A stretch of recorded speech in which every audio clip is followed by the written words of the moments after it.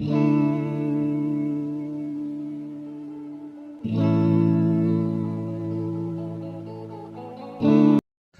I'm having a moment. I'm having a grief out of nowhere moment, and I'm at work in the middle of the day on a Friday, and I had to come sit out in my car. So I'm just going to talk to you guys for a minute, and you just sit with me for just a minute, okay?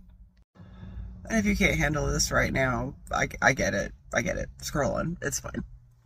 I understand.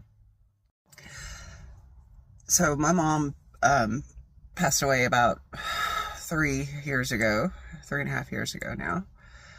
And my mom was a dog person. She was a Westie person. She had white West Highland Terriers. And when she died, I inherited 2 of her Westies. And I took care of them. And we had to put both of them to sleep because they developed lymphoma, which is common in their breed. And they were both 12, 13 years old. So they had good long lives, and I hated to put them down because it was kind of my last connection physically to her. She loved those dogs more than she loved me and my brother, and there's no doubt about that. But so I've been looking for another dog, and I was on Facebook, and I found a Westie Rescue, but I was questioning their sincerity and kind of feeling like it might be a scam. So I was asking some questions via messaging, and they sent me a picture of the dog. This is the dog. And so because I consider that might be a scam, I did a reverse Google image search to see if anything else came up, if it was, somebody else's dog, because it does look kind of like a very carefully curated arrangement of other people's Instagram pictures. And my mother had a huge Instagram following for her dogs. The account is still active because I can't access it. I don't have her passwords. Never got her passwords from her. Should have. But it's still out there. And so I did the reverse Google search, and the 4th dog that came up on the picture was hers.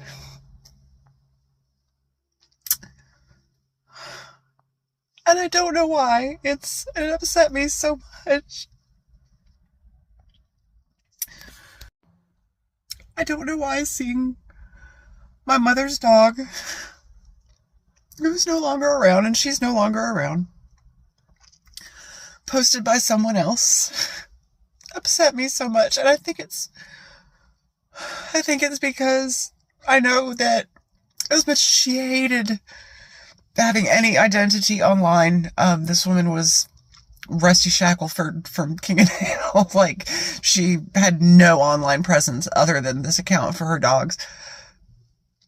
But I wonder what she would think if she knew that she's living on through those dogs, and that people are still reposting those pictures.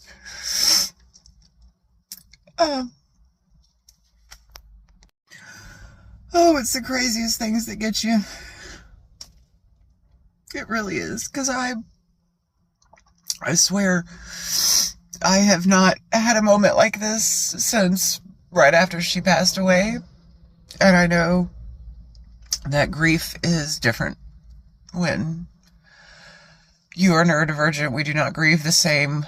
And I have handled so many family deaths, and then the arrangements afterwards, and the losses, and have handled them all so well. But this last one was so hard that I don't know if I'll ever fully get over it.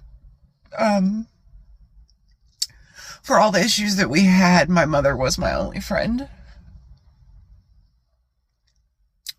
We would go out to lunch once a week. We would spend time with each other. I checked on her all the time. She was, I'm certain that she was neurodivergent too. She was a recluse. She completely withdrew from society, from life. She became disabled in her 50s. And pretty much if it wasn't for me pushing for contact, we would not have had contact with each other.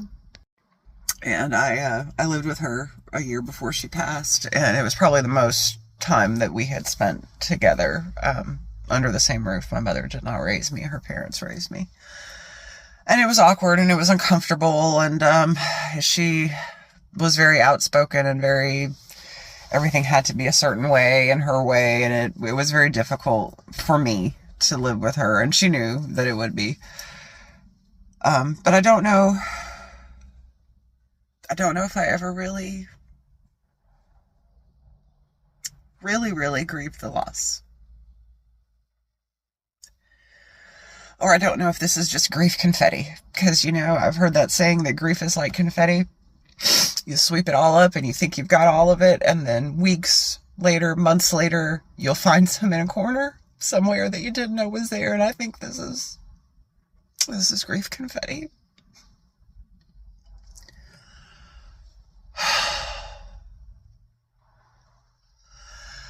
All right. I have got to try to pull it together and go back and pretend to be a responsible adult human for at least another couple of hours. Thank goodness I work in an office where I have my own office space, so I can just cry all I want, and it doesn't really matter because nobody can see me. So, thank you for listening to my story about my mother and her puppies, and what made me cry today. Thanks for sitting with me. It did help.